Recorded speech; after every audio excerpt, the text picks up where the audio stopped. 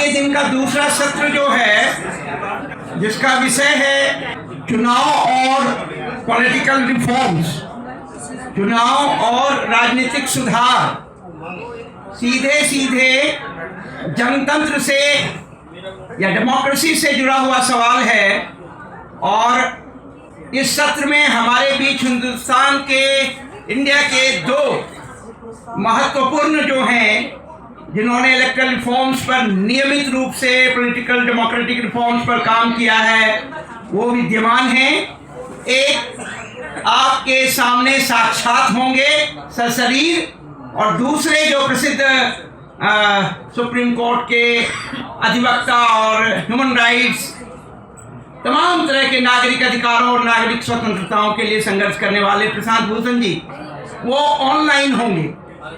तो मैं सर्वप्रथम जो है प्रोफेसर जगदीप छोकर साहब से निवेदन करता हूं, प्रोफेसर जगदीप छोकर साहब को ADR, association for democratic reforms, जिनके ये फाउंडिंग मेंबर्स, ट्रस्टी और लगभग 25 वर्षों से 1999 में एडीआर की स्थापना हुई, और उस स्थापना में इनका महत्वपूर्ण योगदान है। आप जानते हैं कि मैनेजमेंट एंड ऑर्गेनाइजेशनल बिहेवियर के क्षेत्र में तो ये प्रसिद्ध हैं ही, क्योंकि मैनेजमेंट के प्रोफेसर होने के नाते जो IIM अहमदाबाद के डायरेक्टर रह चुके हैं, 2006 में वहाँ से अपने उस अध्यापन कार्य को इन्होंने जो है अवकाश लिया। लेकिन उसके पहले से ही 1999 से जो एडीआर की स्थापना हुई, और तब से देश में जनतंत्र में निर्वाचन और राजनीतिक सुधार के लिए निरंतर सक्रिय है। और बहुत सारे जो रिफॉर्म्स हुए हैं, जिसमें एडीआर के इंटरवेंशन से और पिटीशन से सुप्रीम कोर्ट में जो है वो मुकदमा किया गया, और उस मुकदमे का परिणाम ये हुआ कि बहुत सारे सुधार जो अब तक हुए हैं वो एडीआर के कारण हुए। और दूसरी बात, ये अभी भी निरंतर सक्रिय है कि आगे भी सुधार हो, तो वो हमारे साथ हैं आज। और एक बात जो आप जानते हैं कि भारतीय राजनीति में जो क्रिमिनलाइजेशन है, पहले तो ये भी नहीं बताते थे कि वो पढ़े लिखे हैं कि नहीं हैं, कितने क्रिमिनल रिकॉर्ड्स उनके ऊपर हैं या कितने क्रिमिनल चार्जेस हैं, उनकी फाइनेंशियल स्थिति क्या है, वित्तीय स्थिति क्या है, ये कोई जानकारी जो है उम्मीदवारों के द्वारा लोकसभा हो, विधानसभा हो, नहीं दी जाती थी। ये 2002 में जब इन्होंने एडीआर के द्वारा वहाँ पिटीशन किया, और उसके बाद जो फैसला आया कि उनको सेल्फ एफिडेविट देना होगा, उन्हें प्रमाणित करना होगा कि उनके खिलाफ कितने FIR हैं, उनकी एजुकेशनल क्वालिफिकेशन क्या है, और उनकी फाइनेंशियल जो है कैपेसिटी क्या है, उनके पास क्या है, जो भी हैं उनको उसकी पूरी जानकारी उस नॉमिनेशन पेपर में देनी होगी। और उसके बाद से निरंतर, और अभी आपने देखा होगा कि इलेक्टोरल बॉन्ड पे फैसला आया था, फिर चुनाव सुधार के क्रम में जो चुनाव आयोग की स्वायत्तता, और आप जान रहे हैं कि क्या स्थिति है चुनाव आयोग की, उसमें भी जो फैसला एक दिया गया था कि चुनाव आयोग के चयन में, यानी कि कमिश्नर्स के चयन में, मुख्य चुनाव आयोग के चयन में प्रधानमंत्री, चीफ जस्टिस ऑफ इंडिया और विपक्ष के नेता, लोकसभा में विपक्ष के नेता, ये सुप्रीम कोर्ट का जजमेंट था, वो भी एडीआर के प्रयासों से। लेकिन आप जानते हैं कि मोदी सरकार ने फिर कैसे जो है उसे बदल दिया, और बदल करके जो है उसमें एक अन्य मंत्री को, जिसे प्रधानमंत्री नामांकित करेंगे, ये फैसला भी जो आया था पहले, जिसमें मुख्य चुनाव आयोग को चुनाव सुधार के क्रम में चुनाव आयोग की नियुक्ति के संबंध में उनकी भूमिका होती, लेकिन फिर वहाँ उन्होंने जिस प्रकार से ऑर्डिनेंस और फिर जो परिवर्तन किया है, तो ये ऐसे तमाम आप देखेंगे कि इनके प्रयास, और जिसका परिणाम है कि जो कुछ भी इलेक्टोरल रिफॉर्म्स हुआ, तो आज हमारे बीच हैं। हम उनका हृदय से लोकतांत्रिक राष्ट्र निर्माण अभियान की तरफ से स्वागत करते हैं। और आज के दिन इसी डेमोक्रेटिक और इलेक्शन जो रिफॉर्म्स है, हमारा पॉलिटिकल रिफॉर्म जिस पे चर्चा हो रही है, उसमें प्रशांत भूषण जी जो सुप्रीम कोर्ट के प्रसिद्ध आप जानते हैं कि लॉयर हैं, और उससे भी अधिक तमाम नागरिक अधिकारों के लिए, नागरिक स्वतंत्रताओं के लिए हिंदुस्तान में वो निरंतर सक्रिय हैं, अदालत में भी और अदालत के बाहर भी। तो सड़कों पे भी जरूरत होती है तो होते हैं, अन्यथा कोर्ट में तो वो होते ही। तो वो ऑनलाइन वो ज्वाइन करेंगे हमें, क्योंकि वो उन्हें समय नहीं था, लेकिन उन्होंने हमारे इस निवेदन को स्वीकार किया कि हम ऑनलाइन जो है इस पर अपनी बात को रखेंगे। तो मैं सर्वप्रथम जो है जगदीप चोकर साहब से निवेदन करता हूं कि वह जो होना चाहिए भविष्य के लिए रिफॉर्म्स, उस पर भी अपनी बात कहेंगे, कुछ उनके जो अपने पुराने जो प्रयास थे उसकी भी चर्चा करेंगे, और हम सबको वो आज संबोधित करें। उनसे निवेदन है जगदीप चोकर जी, आइए आपका स्वागत। धन्यवाद शशि जी। शशि जी ने बहुत बढ़ चढ़ के बोला है, वो सब सही नहीं है, और मेरी आदत यही है कि मैं खुल के बात करता हूँ। पहली बात जी, सबको पता है आपके बारे में। हाँ, फिर तो आपको भी पता होगा कि ये झूठ बोल रहे हैं। सच बोल रहे हैं। तो पता है हमको तो। नहीं, देखिए, मैं ये जो यहाँ लोग सब बैठे हैं, सब बड़े समझदार जानने वाले लोग हैं। तो मैं कोई ऐसी बात मेरे पास कहने को नहीं है जो आपको पता नहीं है, लेकिन मैं इतना कहना चाहता हूँ कि इस बात का जिक्र आशीष जी ने भी किया था, वो चलेगा शायद, हाँ, और रवि जी ने भी किया था, और कर्नाटका से जो बहन आई हैं उन्होंने तो पूरी ही बात यही कही थी। तो ये नई बात नहीं है, हम लोग सब जानते हैं, क्योंकि हम इस भ्रम में हैं कि हम एक लोकतंत्र के निवासी हैं। मुझे सबसे बड़ा दुख ये है कि पूरे भारतवर्ष में ये अफवाह इतनी ज़ोर से फैली हुई है। अफवाह क्या, हमारे अंदर दिमाग में कूट कूट के भरी हुई है। और ये मुझे समझ में इसलिए आया कि कुछ साल पहले ऐसे ही मैं इधर उधर बात करता रहता हूँ, तो मैंने कहीं कुछ एक ग्रुप में ये पूछ लिया कि सरकार कहाँ से आती है, तो सब ने कहा कि हम चुनते हैं। मैं बड़ा खुश हुआ कि भाई, मैं तो बड़ी गलत फहमी में था कि कुछ गड़बड़ है, तो हम ही सरकार चुन रहे हैं, तो क्या बात है।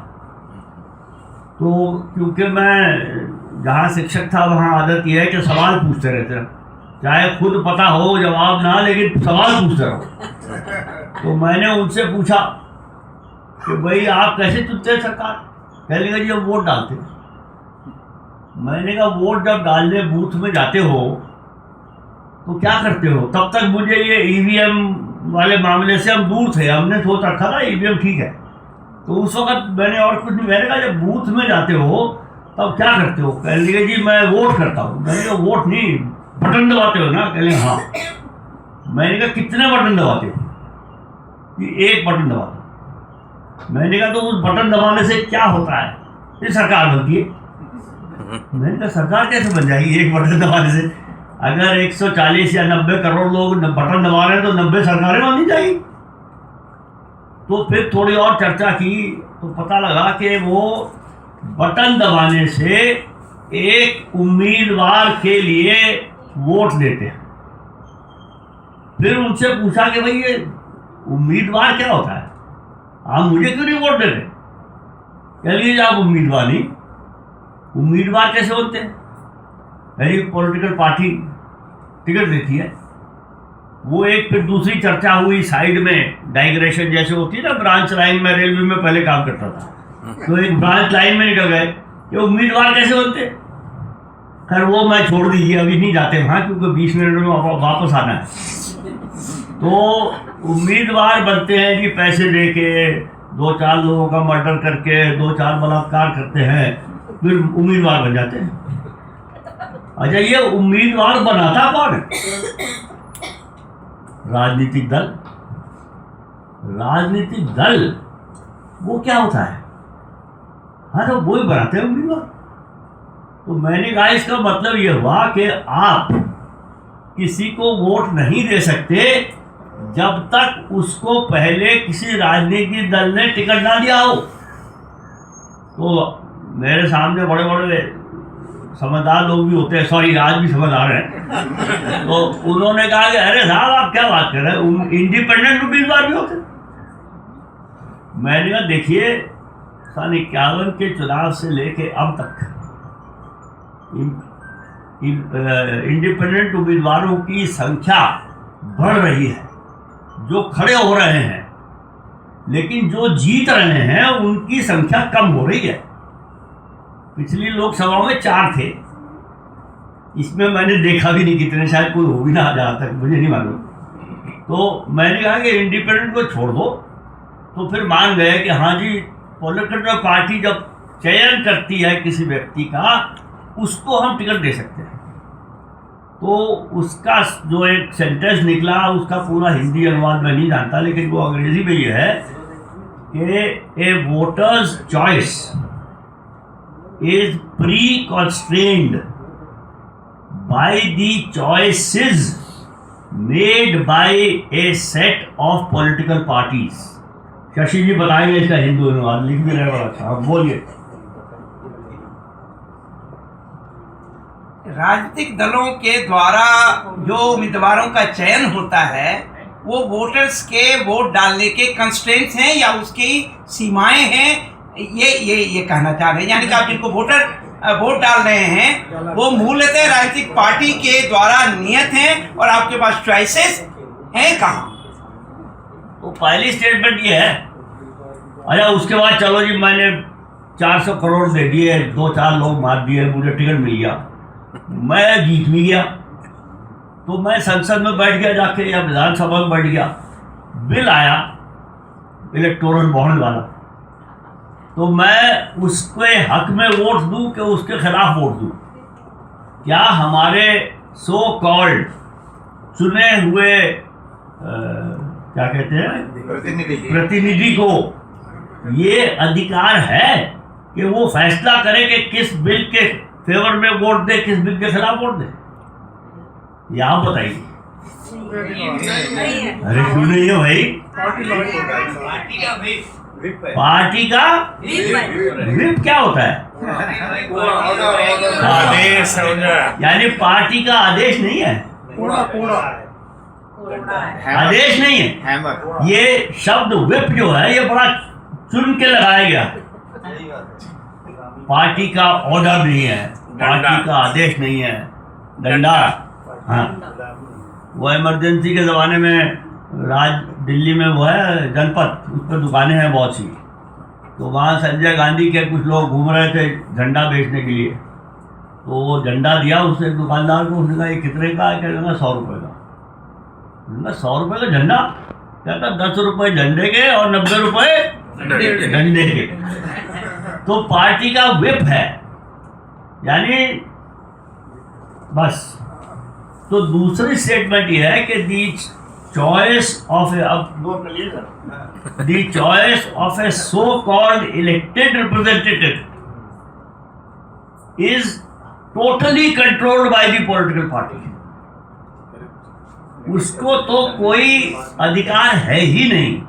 वो तो दूसरी बात है, जब स्टेट असेंबली का चुनाव होता है तो चुनाव होते ही ये बेचारे एमएलओ के साथ जो दुर्गति होती है, मुझे तो तरस आता है।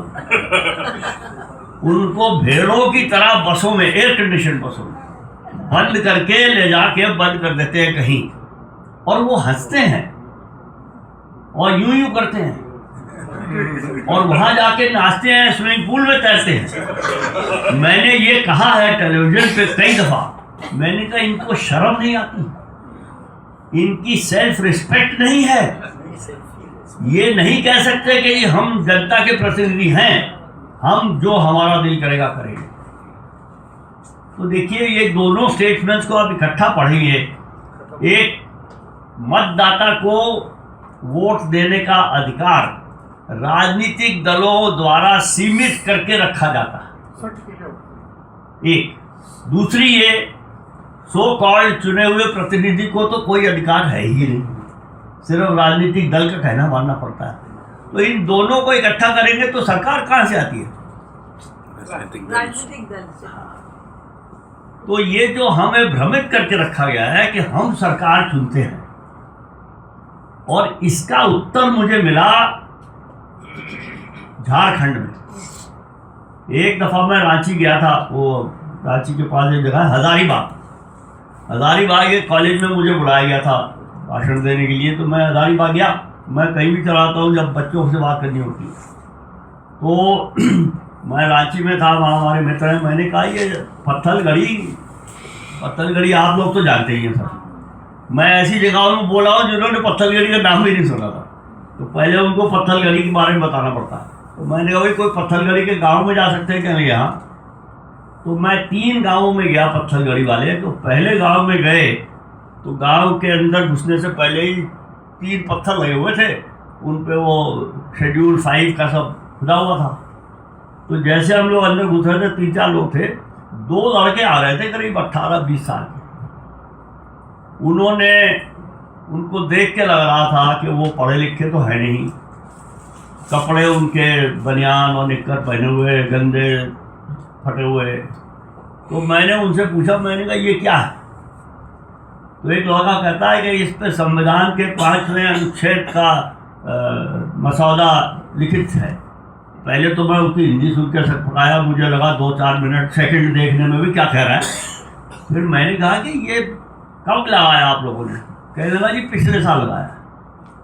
मैंने कहा पिछले साल क्या हुआ, संविधान तो 70 साल से चल रहा है। तो ये लड़का मुझे कहता है कि 70 साल से संविधान हमसे छिपा के रखा गया है। वो बात मैं आज तक नहीं भूला, और मैं सब जगह ये बात बताता हूँ।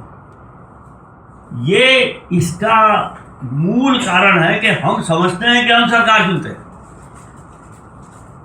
हमने ना संविधान कभी पढ़ा, समझना तो दूर की बात रही। लोग संविधान को यूं करते हैं, कुछ लोग संविधान को उठाते हैं। उन सबसे पूछिए क्या लिखा है संविधान में। प्रियम्बल तो छोड़ दीजिए, प्रियम्बल को तो यही कहते रहते हैं इसमें 2 शब्द फालतू हैं कि नहीं है। तो हम लोगों को ये गलत फहमी है कि हम चुनाव में हिस्सा लेते हैं और सरकार चुनते हैं। उस गलत फहमी का एक और कारण ये है कि हमें बता रखा है चुनाव लोकतंत्र का सबसे बड़ा पर्व है। पर्व मनाने में तो हम सब माहिर हैं, दिवाली, ईद, होली, क्रिसमस और पता नहीं क्या क्या। हर महीने त्यौहार होता है, तो एक त्यौहार चुनाव भी आता है। तो जैसे दिवाली से 1 हफ्ते पहले पटाखे चलाने शुरू कर दो, दिल्ली में सांस आना बंद हो जाता है। और फिर 15 दिन तक, मैं एक दफ़ा तो अस्पताल में भर्ती हो गया था, तब से मैं सर्दियों में गोवा चला जाता हूँ, सच कह रहा हूँ। तो त्यौहार बनाते हैं, तो चुनाव का भी त्यौहार है, जब आएगा तब मना लें। लेकिन चुनाव का काम, जो चुनाव के असली लोग हैं वो 24 घंटे 365 दिन करते हैं। नागरिक को मतलब नहीं है चुनाव से।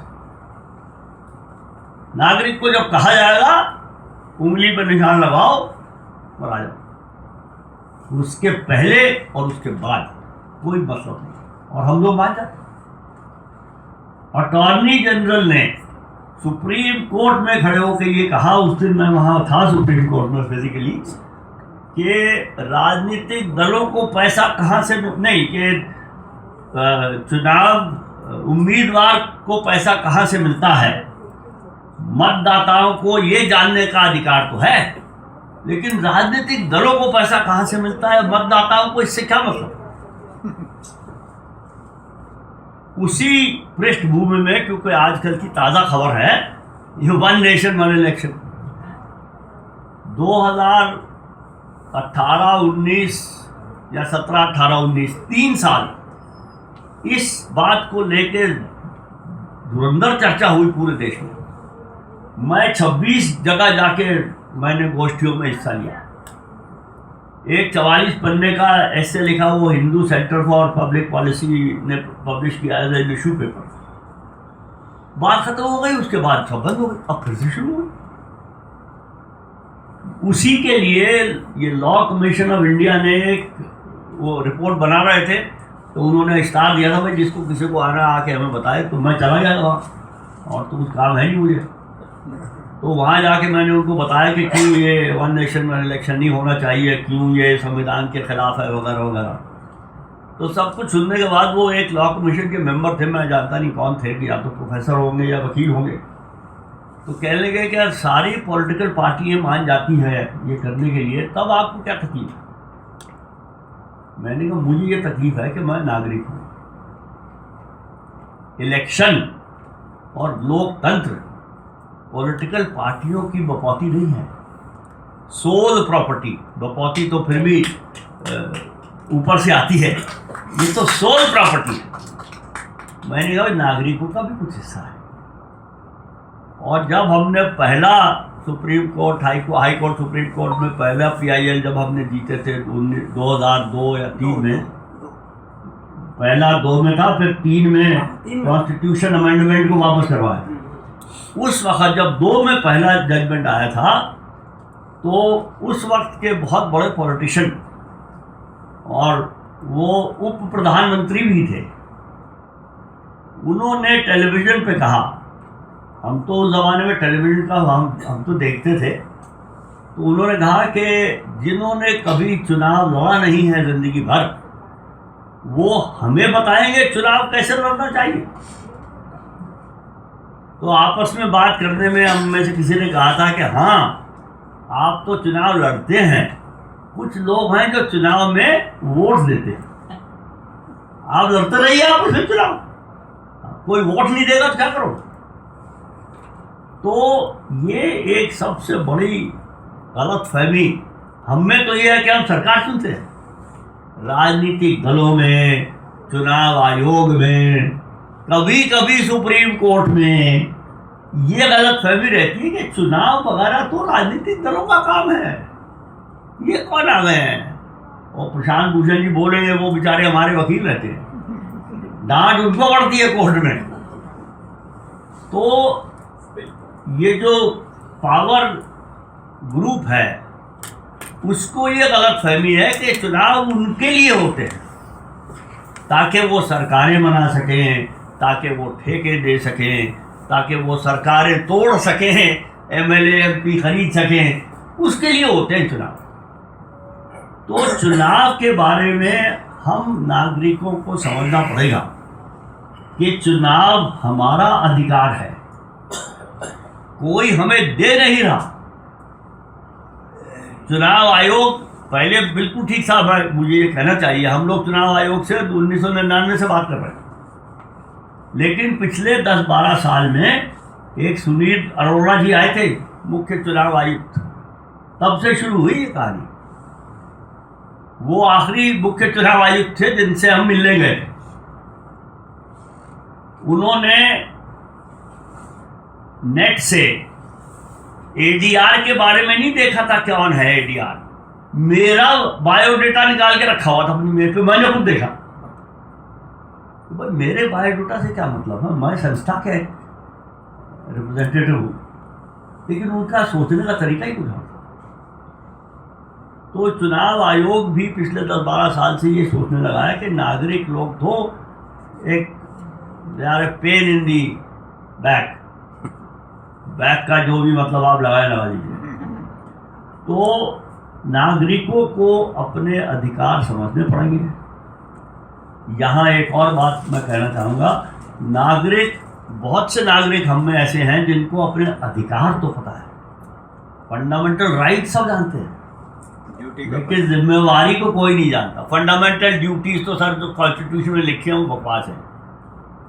Fundamental rights are justiciable, article 32 में हम उनके मुकदमा कर सकते हैं, ड्यूटीज पर कोई मुकदमा नहीं कर सकता किसी को। लेकिन ड्यूटीज जो हैं वो कानूनी तौर पे लागू नहीं हो सकती, वो हमें अंदर से आनी चाहिए। ये मेरा एक दोस्त है शैलेश गांधी, आप कुछ तो जानते होंगे उनको, RTI में काम करते हैं, इंफॉर्मेशन कमिश्नर भी रहे 5 साल। वो ईमेल के नीचे उन्होंने लिखा हुआ है, मेरा भारत महान नहीं है लेकिन ये मेरा दोष है। हर आदमी हमारे देश में, किसी से आप सड़क पे बात कर लीजिए, पूरे दिन में कम से कम 10 दफा कहता है प्रधानमंत्री को ये करना चाहिए।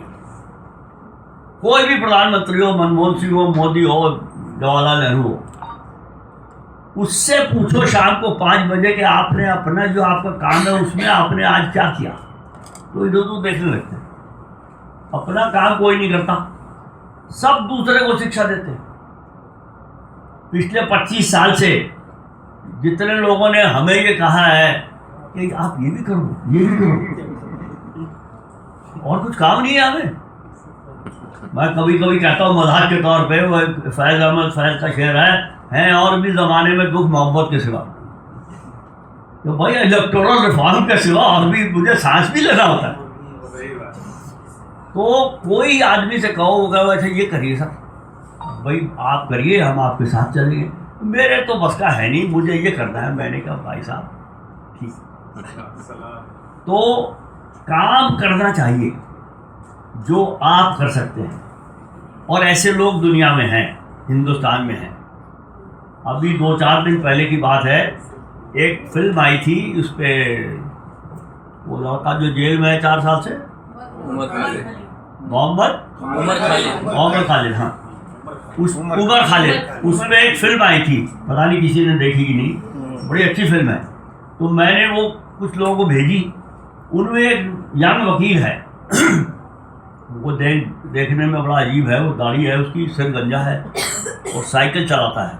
जब वो LLB कर रहा था दिल्ली यूनिवर्सिटी में, तो 3 साल उसने दिल्ली यूनिवर्सिटी में रिक्शा चलाई प्रोफेशनली, और उसका नाम उसके आगे रिक्शा वाला। अब वो वकील बन गया, पिछले 5-7 साल से बड़े अच्छे काम कर रहा है। तो मैंने उसको भी भेजा था ये फिल्म, तो उसने वो जवाब दिया कि इतना अच्छा बंदा जेल में सड़ रहा है 4 साल से, हमारे बड़े बड़े वकील क्या कर रहे हैं, उसने कहा। मैंने उसको लिखा कि वकील तो वकील, सिविल सोसाइटी क्या कर रही है, मैंने लिखा। उसका जवाब आया, इस बारे में मैं और आप कुछ कर सकते हैं क्या? मैंने उसको फ़ोन किया, मैंने कहा मैं तो नहीं कुछ कर सकता, और फिर बात हुई। लेकिन उसका एटीट्यूड देखिए कि मैं और आप क्या कर सकते हैं। इस तरह के नागरिक चाहिए। इलेक्टोरल रिफॉर्म तभी होगा, क्योंकि मैं इसलिए कह रहा हूं ये कि हमने बाकी सब जो कर सकते थे कर लिया। सुप्रीम कोर्ट, लोगों से मिलना, सो कॉल्ड इन्फ्लुएंसर से मिलना, 2 राजनीतिक दलों से भी हम मिले, बीजेपी से और कांग्रेस से। वो मेरी बात बीच में रह गई कि वो सरकार कहाँ से बनती है, राजनीतिक दलों से बनती है, लेकिन राजनीतिक दल कोई लोकतांत्रिक नहीं है, कोई भी कम्युनिस्ट भी नहीं है। पहले मैं कहता था कि कम्युनिस्ट हैं, फिर उन्होंने सोमनाथ चटर्जी को निकाल दिया, हो गया काम। तो हमने एक जस्टिस वेंकट तलेया हैं, अभी 90-95 साल के हैं, बैंगलोर में रहते हैं, उनकी नेतृत्व में कमेटी बनाई, उन्होंने कानून बनाया राजनीतिक दलों के लिए कि function, how should political party function, उनका आंतरिक कार्य करने की प्रणाली क्या होनी चाहिए, लोकतांत्रिक होने चाहिए जो लोकतांत्रिक पना दिखे। अंग्रेजी में कहते हैं डेमोस्ट्रेबली इंटरनली डेमोक्रेटिक। ये नहीं कि जी हाँ इलेक्शन हो गया, खड़गे जी का इलेक्शन हो गया और वो नड्डा जी बन गए और अब सुना है कौन बनने वाला है, और डेमोस्ट्रेबली इंटरनली डेमोक्रेटिक। तो वो कानून का ड्राफ्ट बनवाया था, उसको लेके हम बीजेपी और कांग्रेस से मिले थे, कुछ नहीं हुआ। तो हम जितना कुछ भी सुप्रीम कोर्ट में तो हम करते हैं, सबको पता ही है, बदनाम है।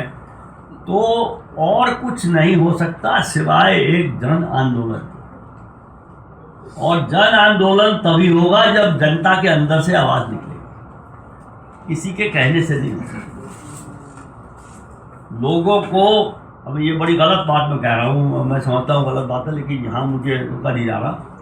अगर जंतर मंतर पे अन्ना हजारे अनशन करते करते अपना दम तोड़ देते तो शायद कुछ और होता, लेकिन मरना कोई नहीं चाहता। एक शायर थे दाग देहलवी, उनका शेर है, जीस्त से तंग हो ए दाग, जीस्त का मतलब जिंदगी, जीस्त से तंग हो ए दाग तो रोते क्यों हो, जान जाती जान प्यारी भी नहीं, जान से जाते भी नहीं। तो सब लोग शोर मचाते हैं, मुझे भी कहते हैं भाई ईडी आ जाएगी तेरे घर में, आ जाएगी तो आ जाएगी। तो जन आंदोलन की आवश्यकता है भाइयों और बहनों, इसके बिना चुनाव सुधार नहीं होगा। और जो ये छोटी मोटी बातें कर रहे हैं 25 साल हो गए। एक चीज़ बता दूं आखिर में, जब शुरू किया था तो 2004 की लोकसभा में 25% मेंबर थे जिनके खिलाफ आपराधिक मामले चल रहे। 2009 में 30 हो गए, 2014 में 34 हो गए, 2019 में 43 हो गए, 2024 में 46% हो गए। तो हमारा जो हम जिसके लिए लोग हमें बड़ी वाहवाही करते हैं उसका असर तो ये है, हमें तो शर्म आती है। हमारा काम उल्टा असर हो रहा है, लेकिन हम लगे रहेंगे। मेरा अपना मानना है, ये सुबह बात हो रही थी कि निराशाजनक बातें नहीं करनी चाहिए। यही मैं 1-2 महीने में 80 साल का हो जाऊंगा, तो मेरे ख्याल में तो मेरी उम्र में तो सवाल ही नहीं पैदा होता। मेरे जो बाकी साथी हैं उनको भगवान शक्ति दे और आप लोगों को भगवान शक्ति दे। Thank you very much.